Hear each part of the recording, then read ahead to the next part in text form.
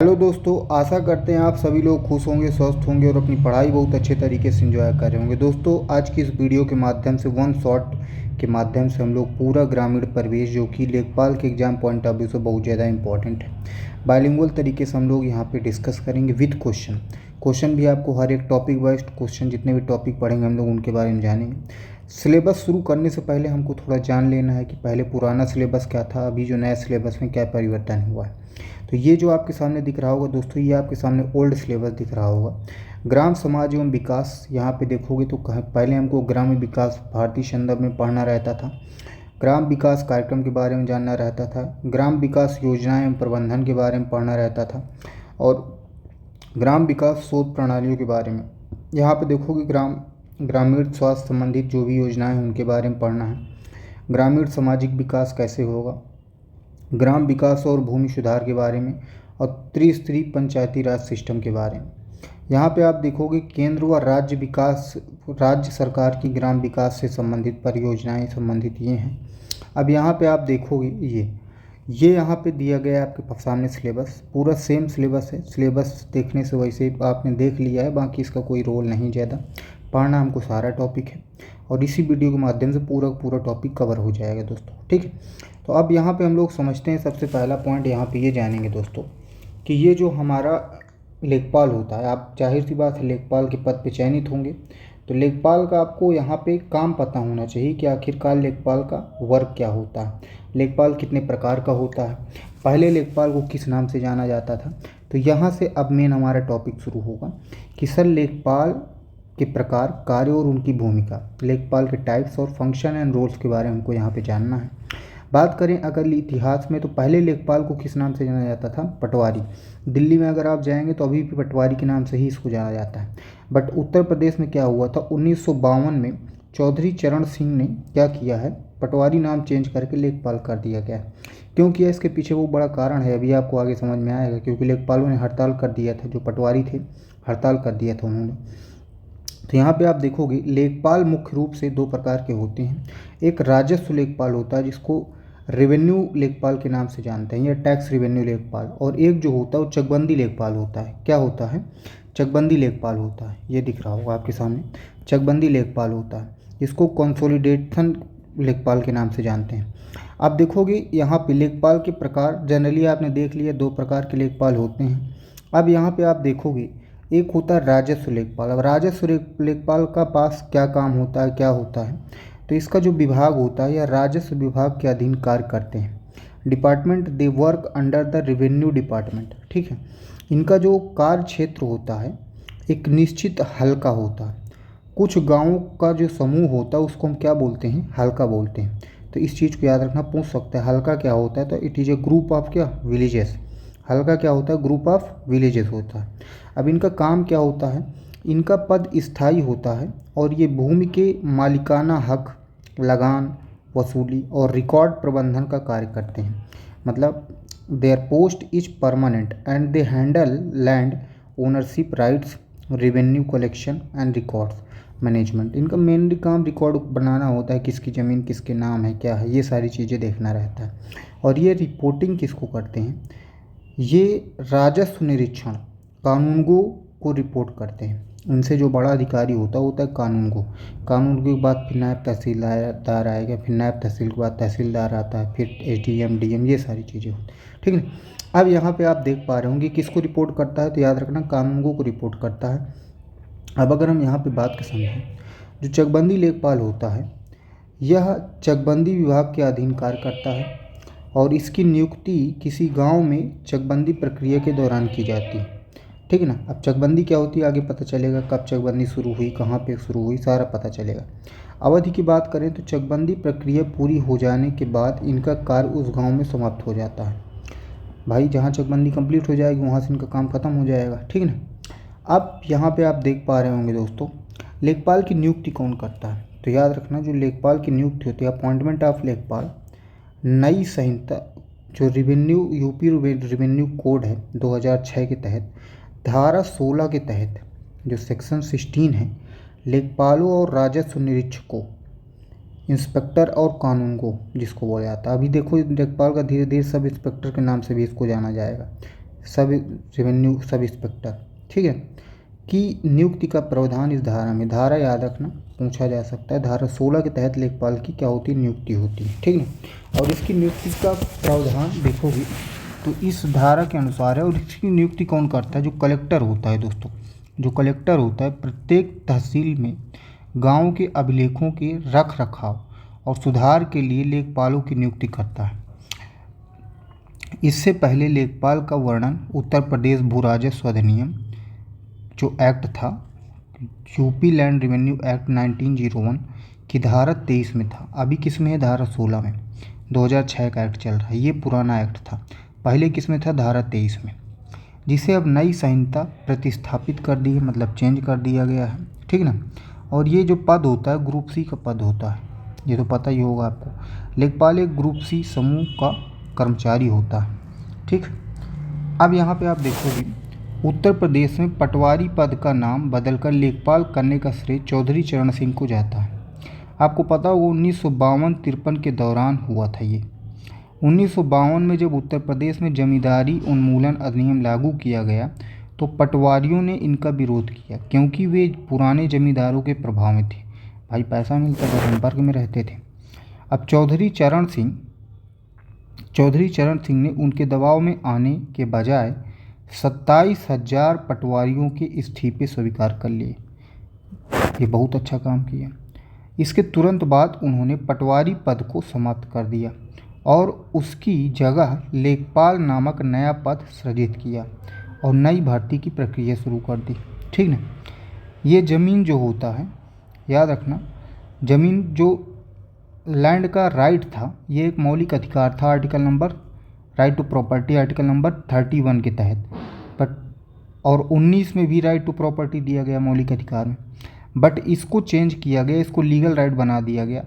Fundamental right समाप्त कर दिया गया और अब इसको लीगल राइट घोषित कर दिया गया। ये अब इसको हमारे संविधान के भाग नंबर 12 में आर्टिकल नंबर 300 के ए में रखा गया है, पहले भाग 3 में था। 44वां संविधानिक संशोधन 1978 के तहत इसको प्रॉपर्टी के राइट को लीगल राइट में कन्वर्ट कर दिया गया, ठीक है। अब लेखपाल के प्रमुख कार्यों की अगर हम बात करें तो भूमि अभिलेखों का रखरखाव, मेंटेनेंस ऑफ लैंड रिकॉर्ड। खसरा गांव का प्रमुख रजिस्टर जिसमें हर खेत प्लॉट का विवरण होता है, जैसे क्षेत्रफल, फसल, मिट्टी का प्रकार, किस प्रकार की उसमें कौन सी फसल बोई जा रही है। तो क्वेश्चन पूछा जाता है कि खसरा क्या होता है, क्वेश्चन पूछा जाता है कि खसरा क्या होता है, ठीक ना। तो आप बता सकते हैं गांव का एक प्रमुख रजिस्टर जिसमें हर खेत प्लाट के बारे में विवरण होता है, जानकारी दी रहती है, ठीक। The main village register containing details of every plot, field area, crop, soil types. खसरा में कुल 46 खाने होते हैं, क्वेश्चन पूछा जा चुका है, होते हैं। कंप्यूटरीकृत आरसी प्रपत्र 4 के अनुसार पहले या 21 या 22 हुआ करते थे। अभी कितने, 46। पहले कितने होते थे, 21 से 22 हुआ करते थे। खसरा को क्षेत्र पंजिका, फील्ड बुक कहा जाता है। फील्ड बुक के नाम से भी इसको जाना जाता है, जिसको हिंदी में क्षेत्र पंजिका कहते हैं। एक होती खतौनी, किसी व्यक्ति या परिवार के पास मौजूद सभी भूमियों का विवरण देने वाला रजिस्टर। यह मालिकाना हक का प्रमाण होता है, याद रखना, खतौनी मालिकाना हक का प्रमाण होता है। किसी व्यक्ति या परिवार के पास मौजूद सभी भूमियों का विवरण होता है कि किसके पास कितनी ज़मीन है, और यह मालिकाना हक का प्रमाण होता है। खतौनी या register detailing all land holdings of a person और family. It is the proof of ownership, records of right. Khatauni में कुल 13 खाने होते हैं और खसरा और खतौनी को सम्मिलित रूप से अधिकार अभिलेख, रिकॉर्ड ऑफ राइट्स कहा जाता है। इनको दोनों को जब मिला के हम बोलते हैं तो रिकॉर्ड ऑफ राइट्स के नाम से जानते हैं दोस्तों। अब बात करें गांव का नक्शा, जिसको सजरा बोलते हैं, ये भी क्वेश्चन आ चुका है, सजरा क्या होता है। इसे अद्यतन, अपडेट रखना, अपडेटिंग द विलेज मैप और सजरा। गांव के नक्शे को सजरा कहा जाता है, जो कपड़े पर बना होता है। जो गांव को विलेज का नक्शा होता है उसको सजरा कहते हैं, और याद रखना कि कपड़े से बना रहता है, सूती का। भूमि का सीमांकन और नाप जोख काम करना, ये भी क्या है, डिमार्केशन एंड मेजरमेंट, ये भी लेखपाल काम है। भूमि विवादों को सुलझाने के लिए खेतों की पैमाइश नाप करना और सीमाओं का निर्धारण करना, measuring fields and determining boundaries to the resolve land dispute, ये भी काम इसी का होता है। आपदा रिपोर्टिंग, मान लो कोई आपदा आ गई तो उसके बारे में रिपोर्ट तैयार करना। बाढ़, सूखा, ओलावृष्टि या आग लगने जैसी प्राकृतिक आपदाओं से हुई फसल की क्षति का आकलन कर नुकसान की रिपोर्ट तैयार करना। अब आपको पता होगा कृषि पड़ताल, एग्रीकल्चर इंस्पेक्शन और गिरदावरी जिसको बोलते हैं। लेखपाल साल में 3 बार खेतों का दौरा करता है, एक खरीफ, रबी और जायद, और दर्ज करता है कि कौन सी फसल बोई गई। लेखपाल खेतों का 3 बार निरीक्षण करता है साल भर में। ठीक, अब यहाँ पे आप देख पा रहे होंगे दोस्तों, lekhpal visit the field 3 times a year to record which crops are sown. पहली जो पड़ताल करता है खरीफ के टाइम पे 10 अगस्त से शुरू होती है, 10 अगस्त से, खरीफ के टाइम 10 अगस्त से। और दूसरी पड़ताल जो शुरू होती है 1 जनवरी से शुरू होती है, जिसको रबी बोलते हैं। अभी खरीफ का सीज़न आने वाला है, अगस्त आने वाला है, तो 10 अगस्त को लेखपाल जाएगा ज़मीन में, मतलब खेत के पास निरीक्षण करेगा। उसके बाद जो दूसरी क्रॉप आती है रबी की 1 जनवरी ठंडी के टाइम पे, और तीसरी जो पड़ताल करता है वो 1 मई से शुरू होती है, 1 मई से। अब जैसे जायद की फसल के बारे में मई आने वाला है तो 1 मई से शुरू होगा। तो पहली देखो कब शुरू होगी, तो याद रखना पहली जो शुरू होगी वो आपकी याद रखना अगस्त, 10 अगस्त से शुरू होगी जो खरीफ होती है, और जो 1 जनवरी से शुरू होगी उसको रबी बोलोगे, और जो 1 मई से शुरू होगी वो जायद होगी। तो इतना याद रखना है। अन्य कार्य की अगर बात करें तो सरकारी योजनाएं, लाभार्थी का सत्यापन, verification of beneficiaries for schemes like PM किसान योजना का नाम सुना होगा, अभी इसके बारे में पढ़ेंगे हम लोग आगे। प्रमाण पत्र, आय, जाति, निवास प्रमाण पत्र पर रिपोर्ट लगाना, verification report for income, caste, domicile certificates, इन सब चीज़ों के बारे में। अतिक्रमण की बात किया जाए तो सार्वजनिक भूमि, तालाब, चारागाह पर कब्जे की रिपोर्ट देना। गणना, कृषि और पशु जनगणना में सहयोग, assisting in agriculture and livestock census. लेखपाल की भूमिका, सरकार और ग्रामीण के बीच सेतु का काम करता है। सरकार और ग्रामीण के बीच में सेतु का काम करता है। लेखपाल गांव स्तर पर सरकार का प्रतिनिधि भी होता है। लेखपाल is the government representative at the village level. प्रशासन की रीढ़ की बात करें तो बैकबोन ऑफ एडमिनिस्ट्रेशन, ग्रामीण प्रशासनिक व्यवस्था लेखपाल पर ही टिकी होती है। सरकार की आँख और कान, eyes and ear of the government, गांव की हर घटना की खबर लेखपाल के जरिए सरकार तक पहुंचती है। Every important event in the village reaches the government through the लेखपाल। ग्राम स्तरीय सलाहकार, विलेज लेवल एडवाइज़र, किसान भूमि समस्याओं के लिए सबसे पहले लेखपाल से मिलते हैं। जाहिर सी बात है भाई, इसलिए लेखपाल का जो पद होता है बहुत इम्पोर्टेंट है। पहले सैलरी कम है बट पैसा इसमें बहुत है, ठीक ना, क्योंकि किसान ज़्यादातर घूस देते हैं इन्हीं लोगों को। राजस्व विभाग का क्रम नीचे से ऊपर, अब ये क्रम पूछ लेता है तो गांव लेवल पे कौन होता है, लेखपाल होता है, सबसे छोटा अधिकारी माना जाता है इसको, कर्मचारी। इसके ऊपर कानूनगो होता है, रेवेन्यू इंस्पेक्टर होता है, फिर नायब तहसीलदार होता है, फिर तहसीलदार होता है, फिर एसडीएम आएगा, फिर डीएम आएगा, जिलाधिकारी, जब राजस्व विभाग जिले में उच्च। ठीक, लेखपाल अपनी रिपोर्ट कानूनगो को सौंपता है। लेखपाल अपनी रिपोर्ट किसको देखता है, कानूनगो को देता है। अब यहाँ पे ये बात आपको पता चल चुकी होगी दोस्तों। अब कुछ क्वेश्चन हम लोग यहाँ पे समझने का प्रयास करेंगे। याद रखना क्वेश्चन यहाँ पे थोड़ा मिट गया है। क्वेश्चन ये पूछा जा रहा है कि लेखपाल की नियुक्ति किस धारा के तहत होती है, तो धारा नंबर 16 के तहत होती है। दूसरा क्वेश्चन है उत्तर प्रदेश में पटवारी पद का नाम बदलकर लेखपाल किसके द्वारा किया गया, तो याद रखना चौधरी चरण सिंह के द्वारा। कंप्यूटरीकृत खसरा में कुल कितने खाने होते हैं, तो याद करो 46 खाने होते हैं। ये बात ऑलरेडी आपको बता दी गई है।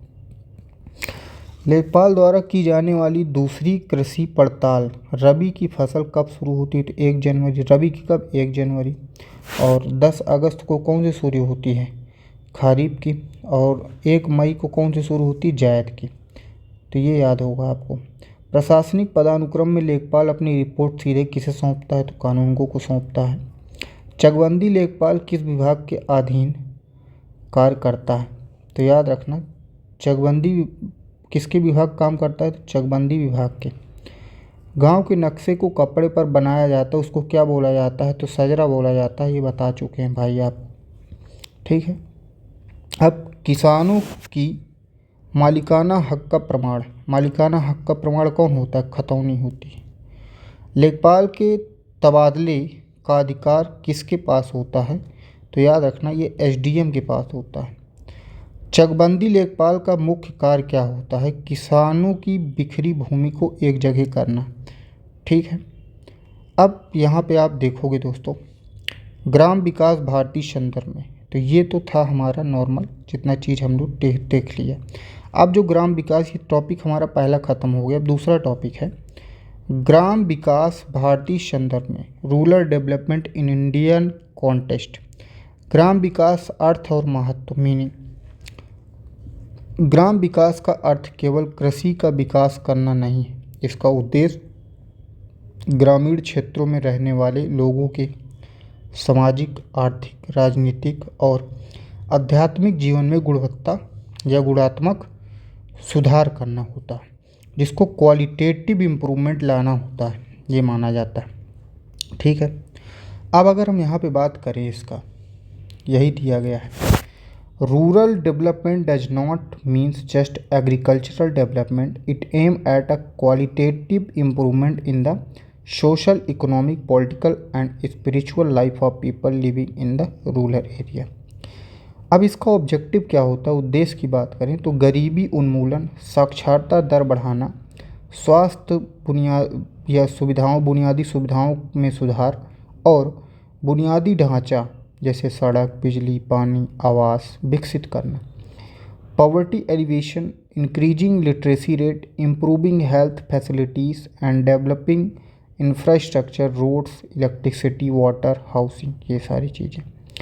महत्वपूर्ण उद्धरण की बात करें, इम्पोर्टेंट कोट्स की बात करें तो महात्मा गांधी ने कहा था, भारत की आत्मा गाँव में बसती है। ये बात तो पता ही होगा।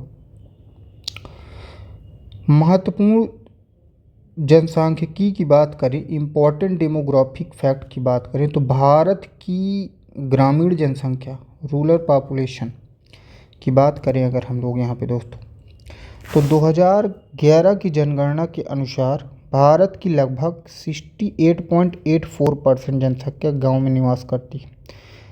आज भी हमारे भारत में लगभग 70% लोग गांव में रहते हैं। According to census 2011, approximately 68.84 of the Indians population is, या India's population is live in, कहाँ पे? विलेज। शहर में अप्रॉक्स देखा जाए तो 30% के करीब लोग रहते हैं। उत्तर प्रदेश की ग्रामीण जनसंख्या की बात करें अगर हम लोग, 2011 के अनुसार यूपी की कुल जनसंख्या का 77.73 लगभग 15.53 करोड़ ग्रामीण क्षेत्र में रहता है।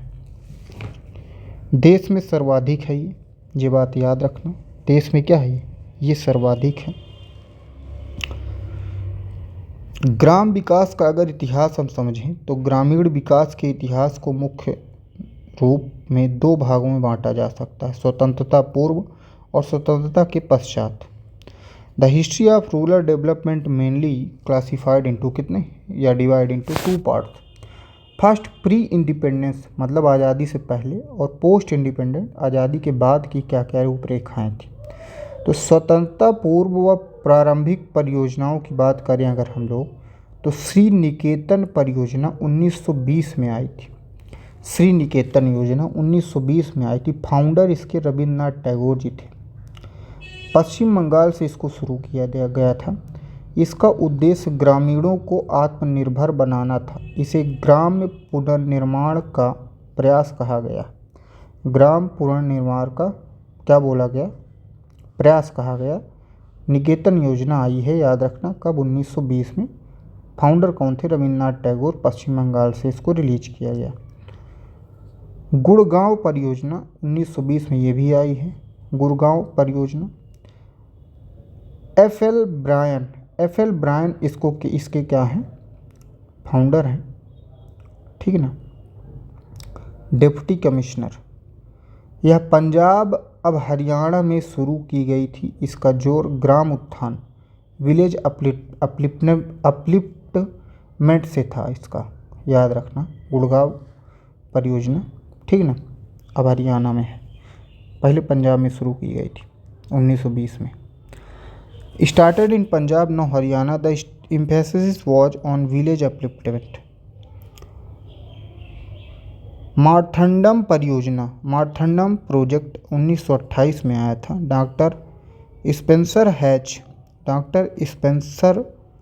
हैच ने शुरू किया था इसको, ठीक है।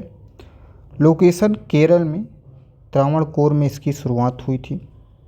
इसका उद्देश्य ग्रामीणों की आर्थिक स्थिति में सुधार करना था, मुर्गी पालन, मधुमक्खी पालन आदि द्वारा।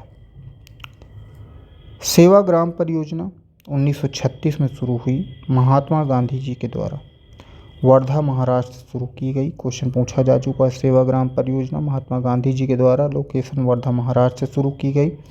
यह गांधीवादी आदर्शों पर आधारित थी। मुख्य कार्य इसका क्या था? चरखा काटना, स्वच्छता और छुआछूत निवारण, ठीक है। अब यहाँ पे आप देख पा रहे होंगे दोस्तों, एक है इटावा पायलट प्रोजेक्ट, 1948 में आया। अल्बर्ट मेयर इसके क्या है? फाउंडर, अमेरिकी वास्तुकार थे। इसे दुनिया का पहला प्रयोग माना जाता है जिसने भारत में सामुदायिक विकास, कम्युनिटी डेवलपमेंट की नींव रखी। यह महेवा इटावा से शुरू की गई थी, ठीक है। नीलोखेड़ी परियोजना 1948 में आई। फाउंडर एसकेडी दे। इसे मजदूर मंजिल योजना भी कहा जाता है। इसका मुख्य उद्देश्य पाकिस्तान से आए शरणार्थियों को पुनर्वास करना था। अब स्वतंत्रता के पश्चात की कुछ योजनाएं हैं, जैसे सामुदायिक विकास कार्यक्रम 2 अक्टूबर 1952 में कम्युनिटी डेवलपमेंट प्रोग्राम शुरू किया गया था। कोलैबोरेशन अमेरिका फोर्स फाउंडेशन के सहयोग से इसको बनाया गया था। यह स्वतंत्र भारत की पहली बड़ी ग्रामीण विकास योजना थी। इसका उद्देश्य सर्वांगीण ग्राम विकास। This was independent India's first major rural development scheme. It aimed at holistic village development. राष्ट्रीय विस्तार की बात करें, सेवा की बात करें, नेशनल एक्सटेंशन सर्विस, तो ये 2 अक्टूबर 1953 में, 2 अक्टूबर 1953 में शुरू हुई। जब सीडीपी के लिए फंड की, कम्युनिटी डेवलपमेंट फंड की कमी हुई तो कम संसाधनों में बड़े क्षेत्र को कवर करने के लिए इसे शुरू किया गया था। यह कम्युनिटी डेवलपमेंट प्रोग्राम का ही विस्तार है, इसलिए इसका नाम क्या? नेशनल एक्सटेंशन सर्विस, ठीक है। अब यहाँ पे आप देखेंगे कुछ क्वेश्चन दिए गए हैं। 2011 की जनगणना के अनुसार भारत की कितनी प्रतिशत जनसंख्या ग्रामीण क्षेत्र में निवास करती है? तो 68.84%। इटावा पायलट प्रोजेक्ट किसके द्वारा शुरू किया गया 1948 में? तो अल्बर्ट मेयर के द्वारा शुरू किया गया था। भारत में सामुदायिक विकास कार्यक्रम किस संस्था के सहयोग से शुरू किया गया था? तो याद रखना, ये आपके अमेरिका की फोर्स कंपनी थी, उसके द्वारा शुरू किया गया था। यहाँ मिटा हुआ है थोड़ा। अब देखोगे यहाँ पे आप, निम्नलिखित में से किस परियोजना को मजदूर मंजिल परियोजना के नाम से जाना जाता है? तो नीलोखेड़ी परियोजना को मजदूर मंजिल परियोजना कहा जाता है, नीलोखेड़ी, ठीक है। अगला क्वेश्चन आपके सामने दिया गया है, उत्तर प्रदेश की कुल जनसंख्या का कितना प्रतिशत हिस्सा ग्रामीण में रहता है? तो ये तो पहले से आपको पता होना चाहिए। भारत की आत्मा गाँव में बसती है, यह किसने कहा था? तो भाई आपके गांधी साहब ने कहा था। मार्तंड परियोजना 1928 में किसके द्वारा शुरू की गई? तो डॉक्टर स्पेंसर हैच के द्वारा शुरू की गई। 1920 में गुड़गांव परियोजना का मुख्य उद्देश्य क्या था? तो याद रखना, ग्राम उत्थान। इसका क्या उद्देश्य था? ग्राम उत्थान। राष्ट्रीय विस्तार सेवा की शुरुआत कब की गई? 2 अक्टूबर 1953 को की गई है। रविन्द्रनाथ टैगोर द्वारा पश्चिम बंगाल में कौन सी ग्रामीण विकास परियोजना श्री निकेतन योजना शुरू की गई है। तो दोस्तों ये आपका एक टॉपिक और समाप्त हो गया है। बहुत ही आसान तरीके से हम लोग आसान भाषा में चीज़ों को समझने का प्रयास कर रहे हैं और आप देख पा रहे होंगे कि आपको सारी की सारी चीज़ें यहाँ पे याद हो जा रही होंगी बहुत ही आसानी से, ठीक है ना। तो ऐसे ही हम लोगों को धीरे धीरे सारी चीज़ें डिस्कस करना है और एक एक पॉइंट को समझना है यहाँ पे। अब यहाँ पे आप देखेंगे दोस्तों, अगला जो टॉपिक हमारे सामने दिया गया है, ये दिया गया है ग्राम विकास कार्यक्रम। यहाँ पे क्या दिया गया, ग्राम विकास कार्यक्रम के बारे में। आपको पता है 1950 से 1970 के प्रारंभिक योजनाएं हैं। इस दौर में भारत सरकार ने ग्रामीण विकास की नींव रखी। मुख्य ध्यान सामुदायिक भागीदारी और कृषि पर था। 300 प्लस योजनाएं शुरू की गई हैं यहाँ पे। पहली योजना आपके सामने भूदान आंदोलन दिख रहा होगा। 18 अप्रैल 1951 से आचार्य विनोबा भावे द्वारा तेलंगाना के पोचमपल्ली, उस समय के आंध्र प्रदेश से प्रारंभ हुआ। उद्देश्य जमींदारों को स्वेच्छा से भूमि दान करेंगे, जिसका वितरण भूमिहीनों में किया जाएगा। सामुदायिक विकास कार्यक्रम कम्युनिटी डेवलपमेंट प्रोग्राम 2 अक्टूबर 1952 को। यह 1948 के पायलट प्रोजेक्ट से प्रेरित था, अल्बर्ट मेयर द्वारा। पायलट प्रोजेक्ट किसके द्वारा शुरू किया गया था, तो अल्बर्ट मेयर के द्वारा शुरू किया गया था 1948 में। ग्रामीण समुदाय का सर्वांगीण विकास करना, जिसमें कृषि, पशुपालन, स्वास्थ्य, शिक्षा और सड़क निर्माण शामिल था। नोडल मंत्रालय ग्रामीण विकास मंत्रालय की बात किया जाए, मॉडल टॉप डाउन, टॉप से लेकर डाउन। विफलता का कारण, मुख्य बिंदु यहाँ बताया गया है। यह भारत का पहला बड़ा ग्रामीण विकास कार्यक्रम था। इसे अमेरिकी फोर्ड फाउंडेशन की मदद से शुरू किया गया था। याद करना, क्वेश्चन भी आ चुका है, ठीक। यह कार्यक्रम जनता की भागीदारी हासिल करने में असफल रहा, जिसके कारण बलवंतराय मेहता समिति ने पंचायती राज की सिफारिश की 1947 में, वो भी त्रिस्तरीय। राष्ट्रीय विस्तार सेवा की बात करें, नेशनल एक्सटेंशन प्रोग्राम 2 अक्टूबर 1953 को आया है। सामुदायिक विकास कार्यक्रम को लागू करने के लिए एक संस्थागत ढांचा तैयार करना और कृषि संबंधी नई जानकारी व तकनीक को किसानों तक पहुंचाना। नोडल मंत्रालय ग्रामीण विकास मंत्रालय था। मुख्य बिंदु कम्युनिटी डेवलपमेंट प्रोग्राम ही एक हिस्सा था, जिसका काम योजनाओं को ज़मीनी स्तर पर पहुंचाना था। पंचायत राज प्रणाली की शुरुआत हुई यहाँ पे 2 अक्टूबर 1959 को राजस्थान के नागौर जिले से, 11 अक्टूबर 1959 को आंध्र प्रदेश से। सत्ता का विकेंद्रीकरण और स्थानीय स्तर पर ग्रामीण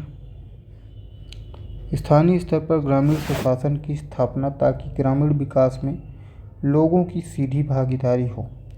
नोडल मंत्रालय पंचायती राज मंत्रालय है। मुख्य बिंदु यह बलवंतराय मेहता समिति 1957 की सिफारिश पर आधारित। इसमें त्रिस्तरीय ब्लॉक लेवल, एक ग्राम, ब्लॉक और जिला पंचायत प्रणाली की नींव रखी गई। ग्राम पंचायत, ब्लॉक पंचायत और जिला पंचायत। खादी एवं ग्रामोद्योग आयोग की स्थापना, याद रखना, 1957 में की गई। संसदीय अधिनियम 1956 के तहत ग्रामीण क्षेत्रों में पारंपरिक कुटीर उद्योगों जैसे खादी, मधुमक्खी पालन, साबुन बनाना को बढ़ावा देकर गैर कृषि रोजगार पैदा करना। खादी एवं विलेज इंडस्ट्रीज कमीशन, खादी एवं ग्रामोद्योग आयोग 1957 में बना। नोडल मंत्रालय सूक्ष्म, लघु और मध्यम उद्यम मंत्रालय, MSME जिसको बोला जाता है। मुख्य बिंदु यह एक वैधानिक निकाय है, स्टैट्यूटरी बॉडी है। यह गांधीवादी विचारधारा पर आधारित है, जिसका मानना था कि गांवों का विकास कुटीर उद्योगों से ही संभव है। गहन कृषि जिला कार्यक्रम, इंटेंसिव एग्रीकल्चर डिस्ट्रिक्ट प्रोग्राम 1960 से 61 के बीच में शुरू हुआ। इंटेंसिव एग्रीकल्चर डिस्ट्रिक्ट प्रोग्राम 7 राज्यों में शुरू किया गया, US की फोर्ड फाउंडेशन के मदद से। चुने हुए जिलों में किसानों को बीज, खाद, ऋण और तकनीक जैसी सभी सुविधाएं एक साथ उपलब्ध कराकर कृषि उत्पादन में तेजी से वृद्धि करना, यह भारत में हरित क्रांति की पृष्ठभूमि थी। नोडल मंत्रालय कृषि एवं किसान कल्याण मंत्रालय मुख्य बिंदु इसे पैकेज प्रोग्राम के नाम से भी जाना जाता है। यह भारत में हरित क्रांति की पृष्ठभूमि तैयार करने वाला एक महत्वपूर्ण पायलट प्रोजेक्ट था। 7 राज्य 7 जिले आंध्र प्रदेश का वेस्ट गोदावरी, बिहार शाहाबाद, उत्तर प्रदेश अलीगढ़ में शुरू किया गया और तमिलनाडु के तंजावुर में, पंजाब के लुधियाना में, मध्य प्रदेश के रायपुर में, राजस्थान के पाली में। अब ICDP intensive cattle development programme ये 3rd 5 ईयर प्लान में शुरू हुआ, 1964 से 65 में प्रारंभ हुआ। उद्देश्य दुग्ध उत्पादन में वृद्धि और पशुओं की नस्ल सुधार कार्यक्रम, कृत्रिम गर्भाधान, बेहतर चारा, स्वास्थ्य सेवाएं। कुछ क्वेश्चन दिए गए, इनको समझते हैं। भारत का पहला बड़ा ग्रामीण विकास कार्यक्रम, सामुदायिक विकास कार्यक्रम किस वर्ष शुरू हुआ? तो 1952 में शुरू हुआ दोस्तों। 2 अक्टूबर 1900 पंचायती राज नागौर जिले में शुरू हुआ। The Khadi and village industries commission mainly promote which type of industries in rural area? तो इसने किसको प्रमोट किया था? कॉटेज इंडस्ट्री को। Which of the following programme is considered as the backbone of the green revolution? तो green revolution किसके लिए आया था? कम्युनिटी डेवलपमेंट प्रोग्राम नहीं था। Khadi and village industries Jawahar, तो ये इंटेंसिव एग्रीकल्चर डिस्ट्रिक्ट प्रोग्राम के माध्यम से आया था। ठीक है, अब यहाँ पे आप देखोगे दोस्तों अगला, the 3 Panchayati Raj system in India was recommended by, तो बलवंत राय मेहता समिति के द्वारा इसको रिकमेंड किया गया था। तो यहाँ पे आप देख पा रहे होंगे आपके 3 टॉपिक ख़त्म हो गए दोस्तों। अब अगले टॉपिक की तरफ हम लोग आगे बढ़ेंगे। ग्राम विकास कार्यक्रम के बारे में यहाँ पे हम लोग समझेंगे। ध्यानपूर्वक आपको समझना है, सारा का सारा पॉइंट आपको क्लियर होता नज़र आएगा और सारा का सारा पॉइंट यहाँ पे क्लियर हो जाएगा बहुत अच्छे तरीके से। ठीक है ना? तो अब ध्यानपूर्वक समझिए, एक एक चीज़ आपके माइंड में छप जाएगी। यह एक काम करते हैं, वीडियो बहुत लंबी हो रही है तो हम लोग इसको अगली वीडियो में डिस्कस करने का प्रयास करेंगे। ठीक है।